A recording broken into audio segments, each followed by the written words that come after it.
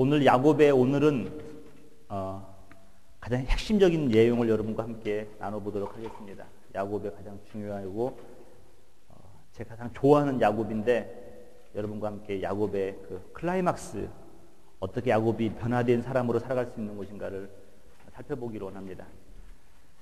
여러분, 하나님께서 이런 생각을 해봤어요. 하나님께서 우리 족장을 4명 주셨는데 족장 4명마다 다 특징들이 있는 거예요. 우리 여러분 잘 아시는 아브라함은 어떤 사람이죠? 아브라함은 믿음의 조상이에요. 믿음과 순종이죠. 이삭은 어떤 사람입니까? 이삭은 정직한 사람이에요. 정직하고 평화의 사람이죠. 평화. 우리가 공부하고 있는 야곱은 어떤 사람이냐면 아주 열심히 있는 사람이에요. 열심히요. 부자 되기 위해서도 열심히 일을 하고 하나님을 섬길 때도 열심히 섬기죠. 또 여기다가 뭐가 더 하냐면 성화의 사람이에요. 어떻게 사람이 변화될 수 있는가를 보여주고 있습니다. 이 3대를 걸치면서 4대째 어떤 것이 오냐면 이제 요셉이 오는데요. 요셉은 한마디로 형통한 사람이에요. 형통한 사람. 이 형통인데 세상적 형통이 아니라 신앙의 형통이에요. 하나님이 저와 함께 하심으로 저가 형통한 사람이 되었다라고 말씀하고 있어요. 이렇게 하면 여러분 창세기 12장부터 50장까지 요약이 돼버리는 거예요. 이 내용을 말하고 싶은 거죠. 근데 아브라함에게서는 올라갈 산이 있었는데 그 산이 뭐냐면 모리아 산이에요. 하나님께서 아브라함에게서 모리아 산에 올라가서 정상에서 너의 신앙을 이렇게 하나님 앞에 인정받는 거죠. 그 아브라함의 신앙이 인정받는 곳이 모리아 산이죠. 그러니까 순종은 누가 할 수 있느냐? 믿음의 사람이 순종할 수 있다는 거죠. 믿음이 없는 사람은 절대로 순종할 수 없다는 것을 보여주죠. 근데 이삭은 뭘까? 생각해보니까 이삭은 두 가지를 생각할 수 있어요. 이삭은 뭐냐면 가나안을 떠나지 말라는 거예요. 가나안 땅에 머물라는 거예요. 엘리에셀에게 데리고 가지 마라. 하란으로 갈 때 데리고 가지 말라고 말씀하죠. 지키라는 거죠. 또 하나는 뭐가 있냐면요. 이제 브엘스바는 이제 맹세의 우물이라는 뜻이잖아요. 맹세. 평화를 맹세하는 거죠. 평화의 사람이죠. 이 특징을 보여준다면 오늘 제가 여러분에게 말씀드리고 싶은 이 야곱은 어떤 사람이냐면 여기 베델의 사람이에요. 베델을 올라가라는 거예요. 베델. 이 벳은요 하우스예요. 엘은 하나님이죠. 하우스 오브 갓, 하나님의 집이라는 뜻이 있죠. 여러분, 베들레헴 뜻은 뭐냐면 떡집이에요. 떡집. 우리 예수님이 어디서 오셨죠? 떡집으로 오셨어요. 뭘로 오면? 세상의 떡으로 오신 거예요. 이렇게 세상의 떡으로. 그렇게 생각할 수가 있죠. 근데 여러분 지금 야곱이 일찌감치 형의 에서를 피해서 이제 삼촌 집에 갈 때 베델에 한번 올라갔었는데 너무 거기서 하나님의 은혜를 받고 나니까요. 거기서 3가지 서원을 하잖아요. 3가지 서원.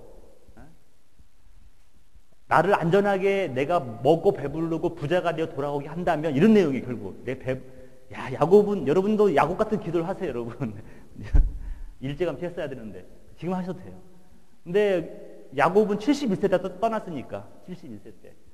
근데 무슨 하나님의 약속이 너무도 이렇게 아름다우니까요. 거기서 무슨 서원을 서원은 첫 번째가 뭐냐면 내가 무사히 돌아오면 여호와가 여러분 여호와가 나의 하나님 될 거라고 그래요. 나의 하나님, 나의 가시 될 것이다. 나의 데오스죠. 여호와께서 나의 하나님 될 것이라는 그런 고백을 해요. 두 번째로는 내가 돌베개를 타고 다녔는데 이 돌이 제단이 될 거다. 하나님의 제단. 여기서 하나님의 예배 장소가 될 거다는 것을 이렇게 맹세를 하죠. 서원을 하고. 세 번째는 뭐냐면요. 내가 하나님 나를 부르타신 것 중에서 10분의 1을 구별하여 되겠다. 하나님께 드린다라고 이렇게 말을 해요. 제가 그러면서 한번 생각을 해보니까 아브라함도 거기 살렘 왕에게 11조를 드렸죠. 요즘에 지금 지나갔지만 11조 무용론자들이 있었어요. 그 11조 무용론자들이 뭘 주장했냐면 예수님이 오셔서 율법을 완성했기 때문에 11조는 더 드릴 필요가 없다. 이렇게 말씀하시는 분들이 있었어요. 근데 잘 생각해보니까 율법 오기 전부터 11조 드렸어요. 율법이 오기 전부터 11조를 드렸던 거예요. 그러니까 여러분 여기 그래서 제가 생각을 해보니까 여러분 11조는 예수님도 한 번 언급하셨어요. 예수님도 한 번 언급하시고 예수님이 뭐라고 언급하시냐면 너희들이 박하와 은하와 채소의 11조는 드리되 하나님을 사랑하는 마음을 버렸다. 예수님이 11조를 드리지 말라고 한 게 아니라 너희들이 밭에 여러분 무슨 말이냐면 너희들이 밭에다가 있잖아요. 여러분 마당에 텃밭 있잖아요. 거기다가 이렇게 뭐 상추를 심고 뭘 박하를 심고 운하를 심잖아요. 이렇게 심으면 그거 세요. 이렇게 세 가지고 10번째 그다음에 9번째 10번째 되면 뭐예요? 이게 제사 잡고 이렇게 쟤들이 열심히 11조는 계산하지만 그 중심이 뭐라는 거예요? 하나님을 경외하고 사랑하는 마음을 잃어버렸다. 이것을 예수님이 책망을 하셔요. 근데 사도 바울은 11조에 대해서 한마디도 안 합니다. 근데 고린도 후서에 보니까요.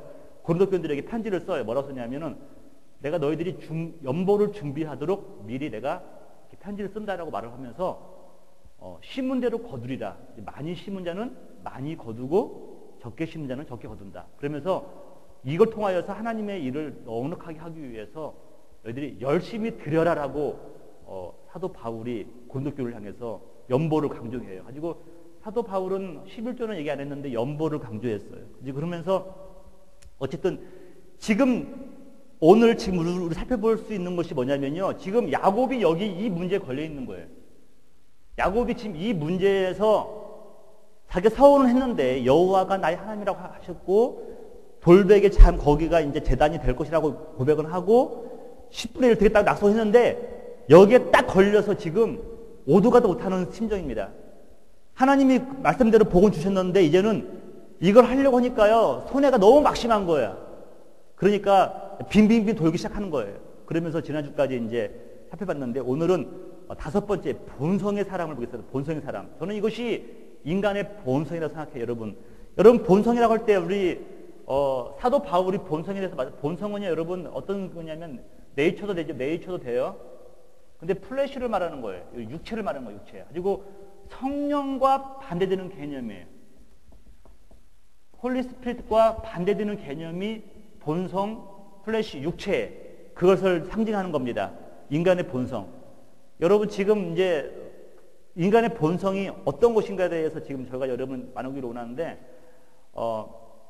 고린도후서 5장 10절에 보니까 사도 바울이 이런 말을 해요. 내가 이제 아무 사람도 육체대로 알지 아니하겠다 그랬어요. 사람은 무슨 말이냐면 사람을 믿을 만하다고 믿은 거야. 어떻게 돼요? 나중에는 사람은요 사랑하면 되는 거예요. 믿으면 안 돼요. 사람은 믿으면 안 돼요. 장고사님 저를 믿으시나이까? 사랑해 주세요. 믿지 마시고요. 주님을 믿으세요.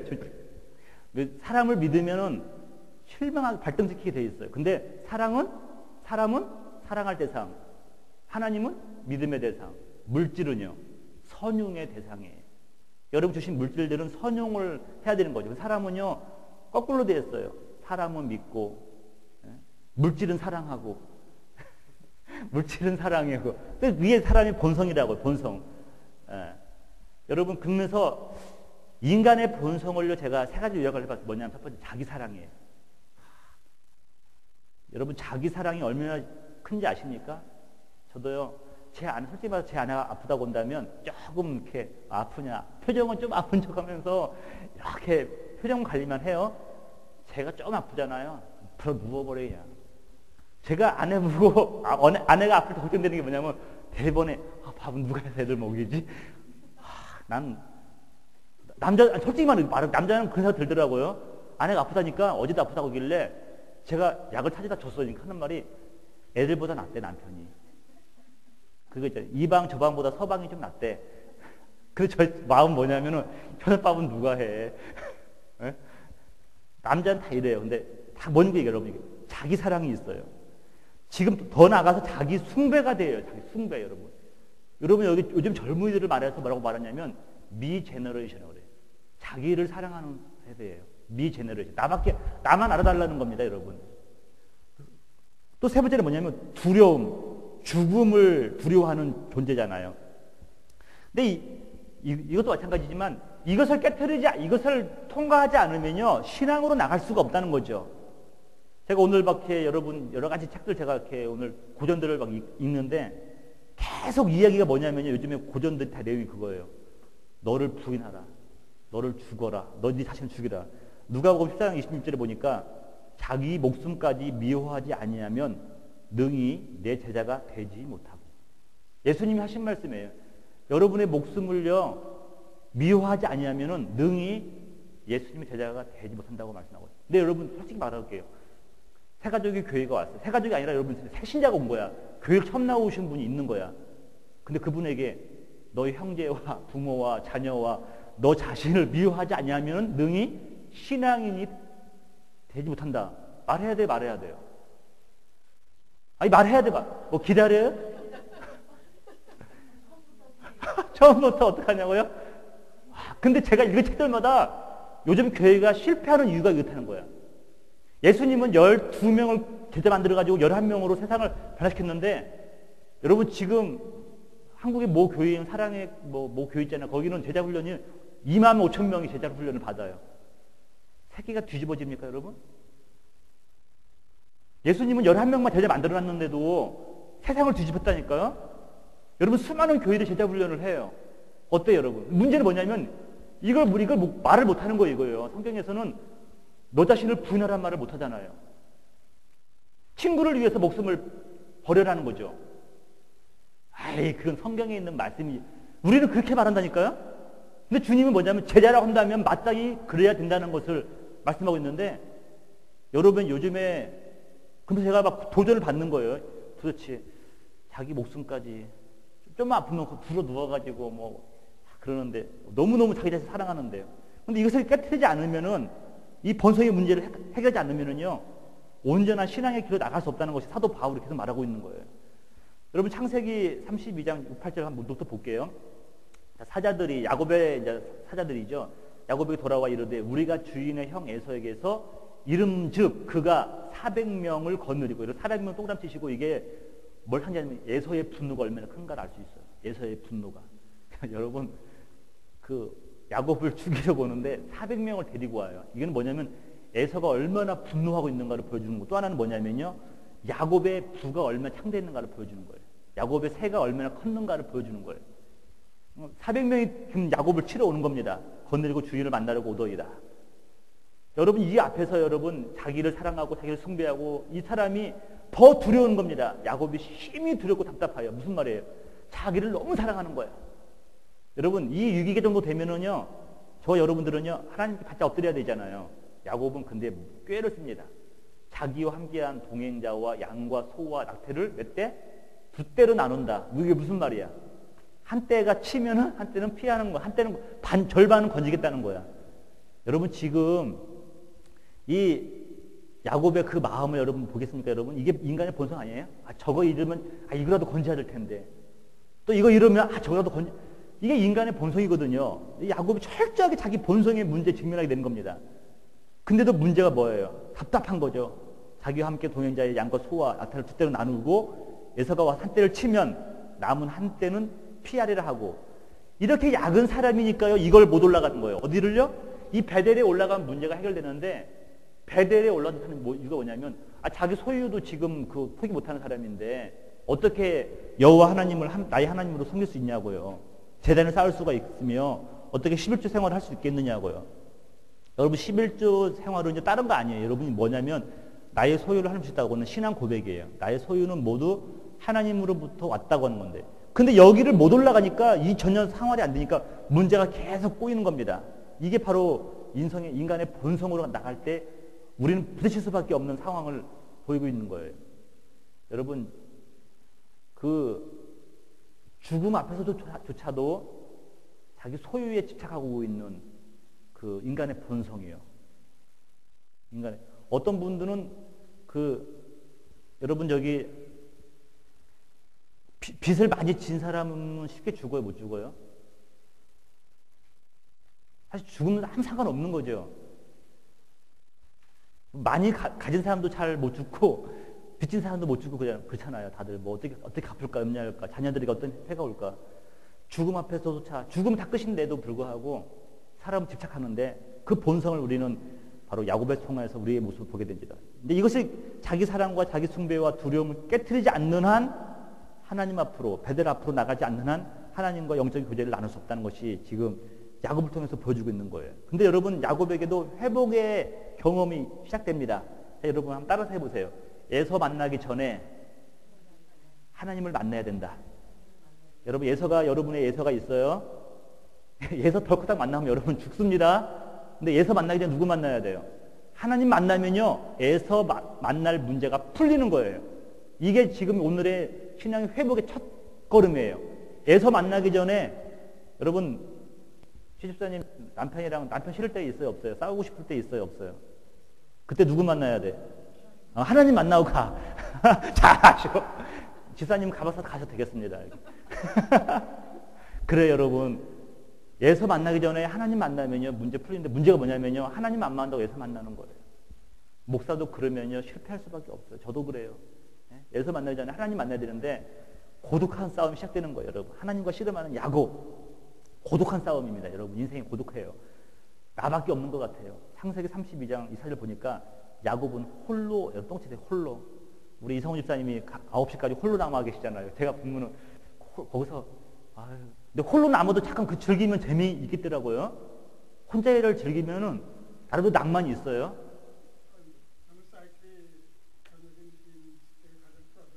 아 그래요? 이야 근데 네, 그럼 건강하신 거예요. 근데 가끔 근데 그래야 되는데 매일 그러면 안 되는데. 예, 매일 그러면 안 되고 가끔 혼자 있으면요 여유가 있더라고요. 예, 근데 그게 자주 좋아하면 안 됩니다. 그러나 미스터 향이 여기 옆에 있어야죠. 자, 야곱은 홀로 남았던 여러분 이게 인생의 본질이에요. 인생은요 단독자예요. 하나님 앞에서 나 홀로예요. 둘이 같이 갈 수 없어요. 캐톨릭옷은 연옥이라고 하는데 가고 있으면 부모가 대신 기도해주면 천국 간다면서요. 형제가 기도하면 연옥이라 거긴 그러죠. 연옥으로 다 불러요? 예. 어디 그런데도 가보셨네. 예. 예. 근데 여러분 성경은요 결국 하나님 앞에서 너 혼자야.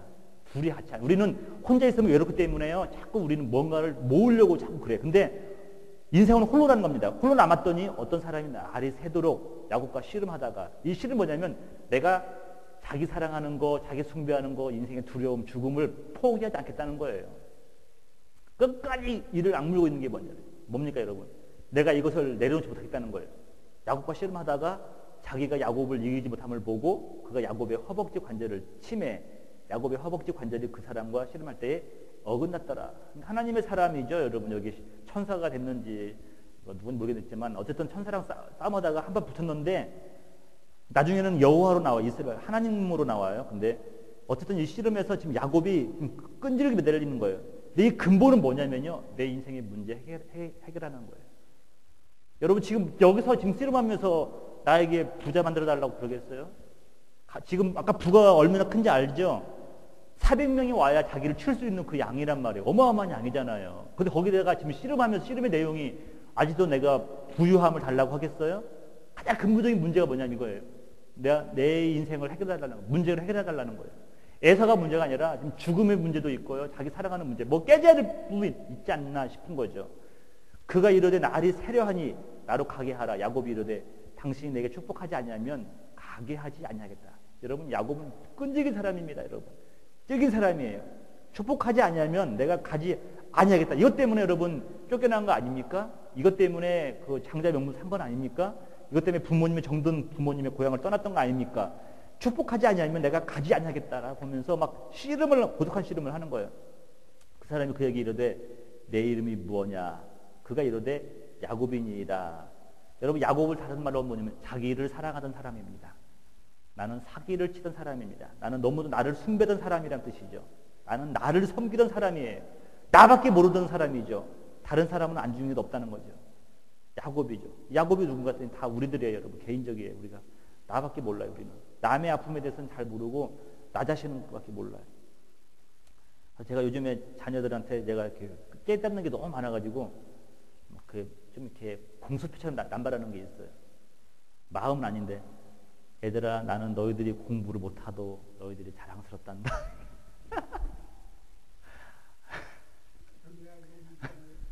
모르겠어요.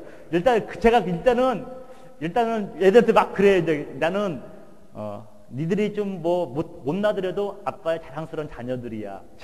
그동안 한 짓이 있기 때문에 이제 뭔가를 크레딧을 다시 회복시켜야 되는데 애들이 전혀 반응이 없어요 아직. 근데 계속 던져요 계속. 그러면서 나는 네가 뭐 어떻든 간에 너 자랑스러운 자녀들이다. 그러면서 막 걔는 뭐 세뇌를 시키고 있는 거죠. 이제 여러분 내 이름이 뭐냐? 야곱인이다. 여러분 지금 이런 거 있잖아요. 우리 가끔 뭐 여러분 운 좋게 그 간암이 있었던 분들이 간을 이식받아가지고 이렇게 생명을 연장하는 경우가 있잖아요. 근데 오래 건강하면 참 좋은데 또다시 그 아픈 확률이 참 많아요. 근데 그 이유가 뭐냐면 간만 새 거지 나머지 체질들은요 그걸 또 그 병이 생길 수 있는 조건들이라는 거죠. 그러니까 간만 이렇게 바꿨다고 해서 이렇게 사는 건 뭐 사면 감사하지만 힘든 거잖아요. 이렇게 제가 아시는 우리 친척분도 오래 사셔요. 지금 한 10년 넘게 살고 계셔요. 지금 그 수술을 하셔가지고 이식 수술을 하셔가지고 사시는데 조심조심 하시죠. 그러면서 아주 식이요법으로만 뭐 이렇게 육류는 거의 안 드시고 이제 채소 위주로만 드시더라고요.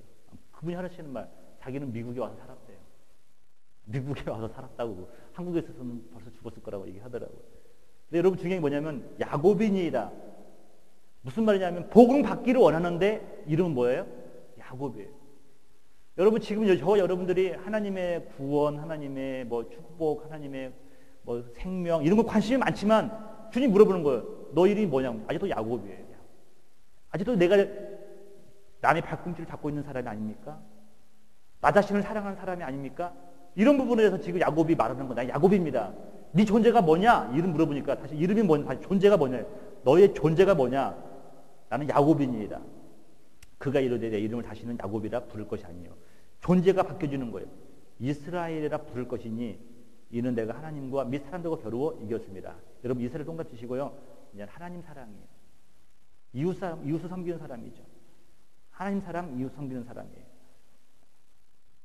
여러분 존재가 야곱에서 이스라엘로 변했어요. 야곱에서 이스라엘로. 여기에서 야곱의 가장 큰 축복이 되는 거죠. 존재가 바뀌었다. 인생의 문제가 회복이 생겼다. 그러면서 여러분 진짜 회복의 징조가 생기는데 여기 여러분 저는 여러분들의 인생 가운데 이런 좀 일이 있었으면 좋겠습니다. 창세기 32장 31절 보세요. 자, 그가 분예를 지날 때에 조금씩 해가 돋았고 여러분에게 좀 문제, 신앙의 인생의 새로운 해가 돋아야 될 줄 믿습니다. 신년 1월 1일 해 아무로 돋는 거 봐도요. 아무 소용없어요. 제가 우리 31일 날 한국에서는 그 송구영신 예배가 좀 이렇게 대충 등이 아니라 전 가족이 전부 다 이렇게 축복 기도를 받아요. 그럼 그 받고 나면 새벽 3, 4시가 되는 거야. 그럼 그때 애들끼리 모여서 뭐 하냐면은 좀 놀다가 해돋이 보러 가는 거야. 매년. 가면 보면서 막 뭔가 소망하잖아요. 근데 뭐 나름대로 뭐 안 간 것보다 낫죠. 뭐 호연지기를 기르고 뭐 소망을 막 하잖아요. 근데 여러분 그거 아니고 하나님과 만난 다음에 분이해를 지날 때에 해가 돋았다는 거예요. 하나님께서 그 영혼을 비추시는 거예요. 그를 조명하시는 겁니다. 그러면서 보세요. 여러분 제가 깨달은 게 있어요. 그의 허벅다리로 말미암아 절었다. 여러분 야곱을 보면 일평생 이 이후로 장애인으로 살아가요. 여러분 이 존재 변하는 것이 장애와 바꾼 거예요. 어려운 또 질문을 하시네. 최소한 91세는 100살 엉그라운도 되겠죠. 근데 그렇죠. 20년 그러니까 71세에서 91살이니까 몇 년 동안 머물렀다나 다르죠. 한 90